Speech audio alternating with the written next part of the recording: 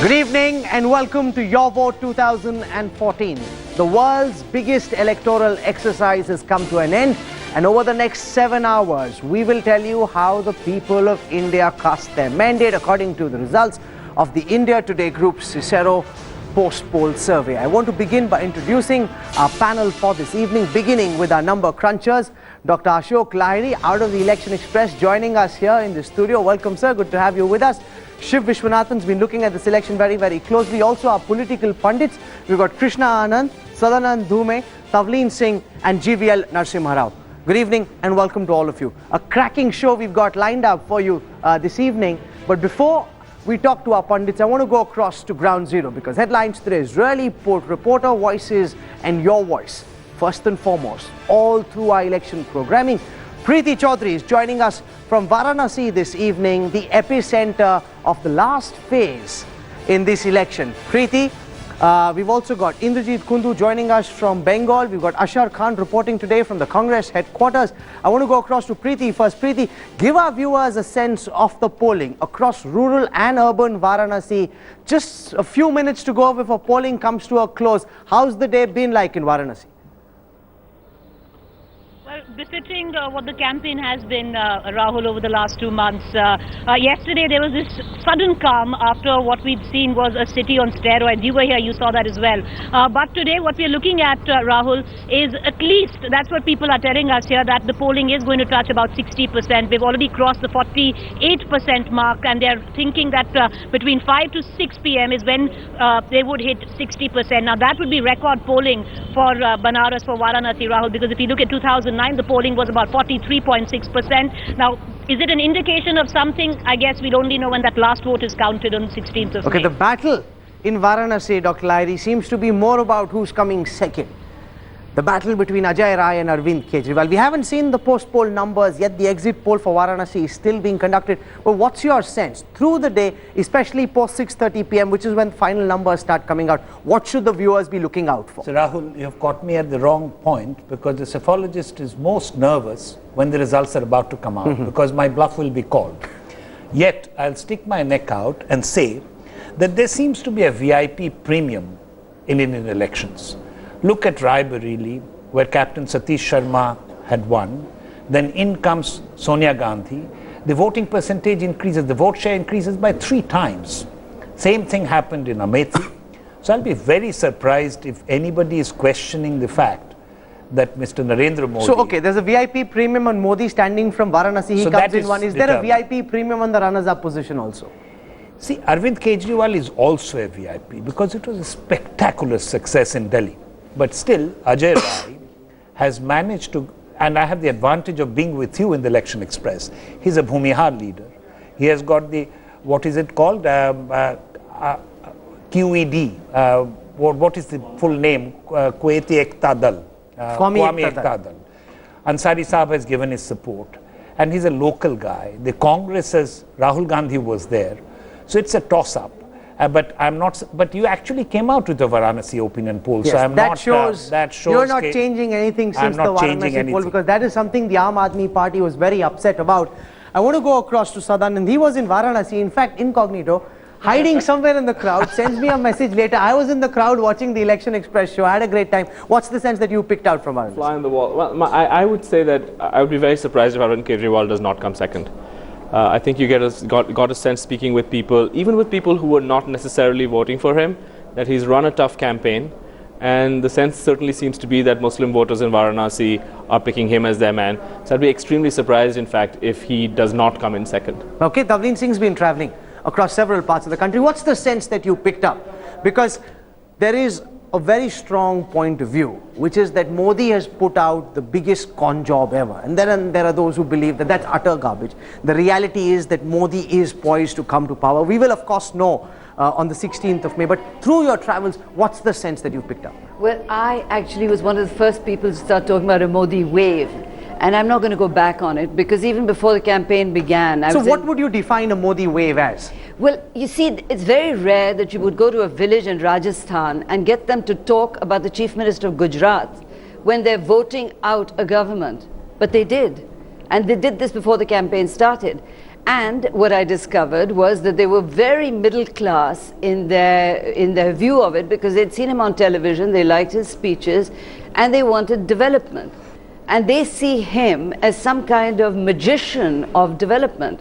So, you know, to me, if you're talking about in Himachal, the Chief Minister of Gujarat, that's a wave. Okay, I want to go across to Ankit Tyagi. He's joining us from Varanasi. He's been covering the Aam Aadmi Party campaign in Varanasi.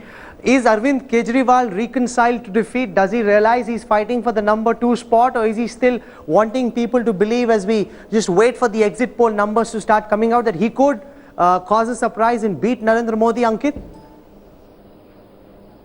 Well, as of now, Rahul, the polling is still on, and Arvind Kejriwal still going across saying that he is in a strong position. I spoke to him a little while back, and he said the reports that he is getting are very positive. In fact, the Aam Aadmi Party cadre that you speak to, especially in the rural constituencies of Banaras, both Rohingya and Sevapuri, they are saying that the Samajwadi Party and the BSP have been shifting their vote bank towards the Aam Aadmi Party. If that is indeed true, and coupled with that the minority vote in the city, then of course Arvind Kejriwal will be in a strong position. As of now, he still says that he is fighting to win, but one thing is very clear, that he will be number 2. If you go across today, throughout the polling in Banaras, especially in the minority dominated area, it's Kejriwal that is getting a lot of traction and not Ajay Rai, in fact. So that seems to be the case as of now, and Arvind Kejriwal still very confident, still saying he's going to give Narendra Modi a run for his money. Ashar Khan is joining us from the Congress headquarters. The Congress, despite all our attempts, has decided to boycott this exit poll. They've not boycotted exit polls before this. They boycotted opinion polls. Someone's out on a holiday with his family, somebody's abroad. Why is this? Is this just an indication of the things to come? Do they realize that they're up against it? Why is it that they aren't coming and defending whatever the numbers throw out? Or do they know what these numbers have and they don't like it, Ashar? Well, we asked this question in the press conference right now. What Shakil Ahmed, the official spokesperson, said that since the numbers in 2004 and 2009 were incorrect, so the Congress had decided to boycott the exit polls. But apart from that, Rahul, we've seen that in the entire election campaign, there is a sense of dismay within the leaders of the Congress party, especially the candidates. They are saying that the party is not fighting the election as it ought to have been fought, and also as far as the campaigning is concerned, as far as the communication is concerned, they are certainly not very happy with the way the party has performed. Okay, I want to build on this, especially with Shiv Vishwanathan, because we've been looking at the numbers and we're putting them out over the next 48 hours. But this poll is not looking good for the leadership of Rahul Gandhi. Will Rahul Gandhi, according to you, be able to rebuild the Congress after whatever happens on the 16th of May when the final vote is being counted? I think the more important question is whether Congress can rebuild Rahul. I think the Congress is the important organization. And I think it's nationally important for the Congress to survive and become dynamic again. Rahul has to blend in that. If he thinks he's going to provide a magic for the future, I think we are playing a stupid game. Dr. Lahiri, your sense? Yeah, in fact... Because you were in Amethi and virtually everyone we were speaking to all across our travel seemed to believe that Priyanka Vadra was better suited to lead the Congress than Rahul Gandhi. See, the main charge of the BJP and other parties about dynastic politics or even identity politics is that if you restrict your leadership to one family or one caste, then you don't have the best choice among a large group. And we have already seen the deleterious effect of this dynastic politics on the Congress. Sharad Pawar left and formed his Nationalist Congress Party. Mamata Banerjee left and formed the Trinamool Congress. Now the question is, we have seen a debacle in 1977, but Indira Gandhi came back and rallied the Congress in 1980. The Congress shouldn't be written off, the grand old absolutely party. not. But there is a big difference between the leadership of Indira Gandhi and the personality of a Rahul Gandhi. Can he revive the Congress like Indira Gandhi revived the Congress between 77 and 80? Tavleen Singh, to you first. Rahul Gandhi? Yes. Are you asking me a serious question?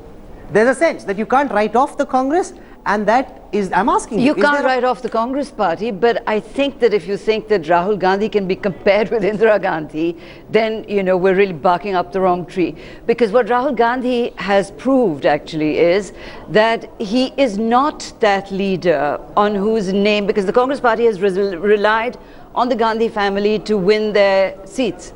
And Rahul Gandhi has not shown any any ability to do that yet. Krishna Anand, one of the realities of this campaign is Rahul Gandhi's uninspirational leadership. He hasn't been able to rally the Congress worker, the Congress rider, forget the rest of India. Can Congress survive under Rahul's leadership post the 16th of May? Rahul, I think, since we talked about Indira Gandhi and the revival of the Congress between 77 and 80, the most crucial factor, the game changer between 77 and 80 was the Belchi violence against the Dalits, and Indira Gandhi actually perching on an elephant and reaching there, and that actually brought the Congress back. Rahul Gandhi today doesn't seem to understand that caste is a reality in India, and he keeps talking that the Congress is a party of all castes and all those things. So that for that one reason, the Congress cannot be revived under Rahul Gandhi. I think the basic reason, Indira Gandhi read the letters that her father wrote, Discovery of India, which actually expresses the reality of India.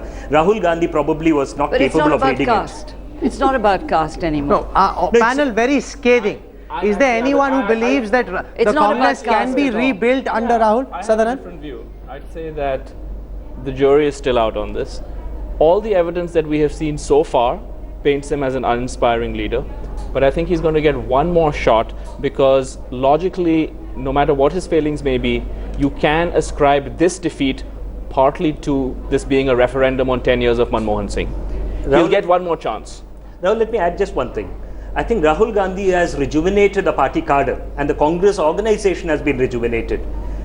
But the Congress has not been able to sort of take it beyond the party, its own cadre. Where is it rejuvenated? The party cadre actually runs up to him. That's not necessarily true. There's so many who are disenchanted, unhappy with Rahul's leadership. To him. No, you speak to anyone privately, no one's happy with Rahul's leadership. The Congress lost elections in 1960s under Nehru. There was disenchantment. Don't forget that the Congress revived itself, bounced back. The Congress was devastated in 1977. It bounced back. In 89, even Rajiv Gandhi could actually revive the Congress. So don't write off anything. But the only thing is, Rahul doesn't understand India. And that's a reality. No, but if he hasn't understood India still, Shiv Vishwanathan, how much time is he going to be on this internship for? He's been in politics for more than 10 years now. How long will his internship continue? No, I think all the assessments are correct. One, Tavleen says it's difficult to give intelligence to Rahul. I can understand that. But I think what he's saying is the Congress can give Rahul a period of grace. And two, the Congress as a party has always been brilliant when it bounces back. Now, if by some strange alchemy Rahul gets another chance and a better group of advisors, he might be an interesting possibility. No, but there is a larger strand I want to build on. Just hear me out. Which is that India is becoming more and more merit conscious. That dynasty and surname and titles, GVL, are no longer good enough. And therein lies the success. Modi, a chaiwala who aspires to be India's Prime Minister and could well be there post the 16th of May, he inspires confidence because people say, okay, he has a track record. Unlike Modi, Rahul doesn't have a track record that inspires any confidence. Yeah, that's precisely the reason why they are paying a heavy electoral price. I think, you see, for the Congress, all along, whenever there is a failure, it is the others who have been blamed in the Congress party, and for every small success, the Rahul Gandhi had been credited. This kind of evaluation, rather non-evaluation, is what has caused some amount of discomfort about it. But in my opinion, nobody should be underestimated. Rahul seriously has major handicaps. He does not inspire. He is not a great orator. He is not a performer. He is not willing to take any responsibility. He has not held himself to be accountable either in the party organization or in the government, which they have stayed. But at the same time, I think it would a political party like the BJP is. I think we should never we should never write off any opponent. I want to go across at this time to my colleague Uday Mahurkar. We've spoken so far about the Rahul Gandhi challenge and what lies ahead for him. Uday Mahurkar is a senior editor with India Today magazine. He's just written a book called Center Stage, tracks the Narendra Modi model of governance very closely. He's been looking at Modi's career for the last 2.5 decades.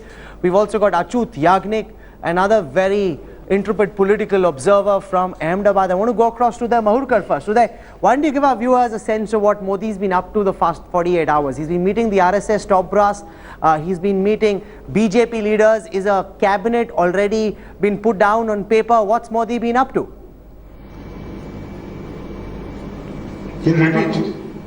What has Narendra Modi been up to, Uday, over the past 48 hours? Has some sort of a draft cabinet already been put together? Is he certain of victory? Is he still certain? Is he still slightly circumspect, waiting to see what the 16th of May throws up? I can't hear you, Rahul. Okay, just give us a moment, we'll patch that. Rahul, I just want to make one point. Since 77 is being compared with this election, we must remember that 77, Congress did not lose too many votes. It was the opposition who was united. But the challenge, I actually love that word chunauti for the Congress, is the vote share. We must wait for some time, at least for the exit poll, to know how much vote share the Congress is losing. So the idea is not that in 77 the opposition united and Congress lost. This time Congress is losing because it's losing vote share. The opposition is not united. So there is a major difference. So for Mrs. Gandhi, it was easier to revive Congress post 77 than it will be for the leadership of the Congress to revive Congress in 2014. Okay, there's also the Aam Aadmi Party, which emerged as a new player. Katie Singh from the Aam Aadmi Party is joining us on this program as well. What's it that the Aam Aadmi Party is looking out for, KP, in this opinion poll, in the post-poll survey that's being put out? What's the best case scenario you're anticipating for Arvind Kejriwal and his party? First of all, I'm not Aam Aadmi Party, I'm just a supporter. Let's make that clear. Their spokesmen are separate. And we'll see, let's see. What happens is in opinion polls, exit polls, traditionally, historically, new third parties always are shown as less than they actually perform. So I don't know what you guys have, and we'll find out. That's a fair point, and I think I must discuss that with Dr. Lahiri, because any new player tends to feel that they get underestimated by opinion polls and post-poll surveys. And in Delhi we saw that the Aam Aadmi Party wave, which existed to a great extent, was missed by most opinion polls and exit polls. So therefore KP has good reason to be circumspect about whatever it is that you put out post 6:30. Yeah, rookies are always very difficult to judge. But Aam Aadmi Party is not a rookie anymore in that sense, because in Delhi it was there. And but I must concede that point, that Aam Aadmi Party is perhaps the most difficult to analyze. Why is and that? Project, because it doesn't have a history. See, in voting what you have is inertia. I can bet more or less, if you ask me, I don't know anything about you.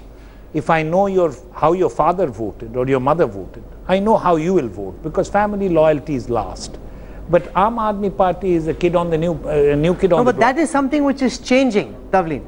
The fact that this whole concept that Dr. Lahiri puts out of family loyalty, to my sense, that's changing. The young generation isn't necessarily voting like their father and their grandfather did. The young Dalit doesn't necessarily want to vote for a Dalit party. The young OBC Yadav doesn't necessarily want to vote for a Yadav. They're voting differently. This, to me, the most remarkable thing in this election has been, wherever I've travelled, is that this is the first election in which the Indian middle class has spoken. And spoken loudly enough to obliterate those caste, differences. And the Aam Aadmi Party has managed to make its presence felt in villages across the country, which is extraordinary. But what I found everywhere I went was, they said that because governance is such a big issue, and because they didn't govern Delhi, that was a point against them. But it's remarkable. I'm no supporter of the Aam Aadmi Party's economic policies, but it's remarkable that they're there. Absolutely. Do you think caste is becoming less important than before? Because the numbers that we'll put out will come in a while, but do you think caste is no longer as important as it used to be? Certainly. I think in the last decade or so, a lot of surprise election outcomes have happened, mainly because people have the governance, the vote for development, the vote for governance has become certainly much more pronounced than it used to be. So today, the caste loyalties, I won't say they have disappeared.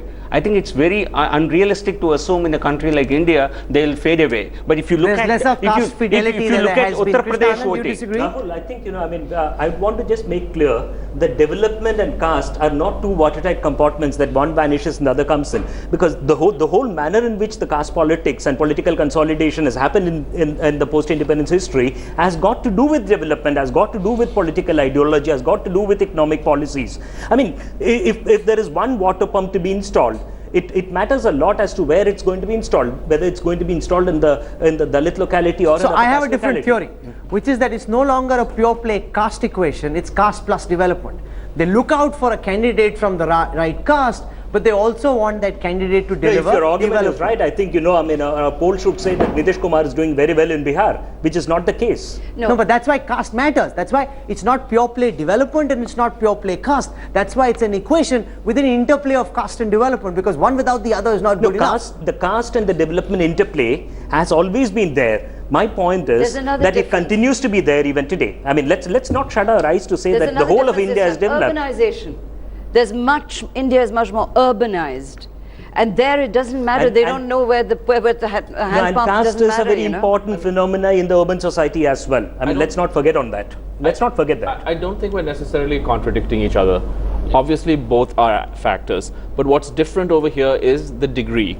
And what we're seeing now is that not that caste disappears, but that it becomes less salient.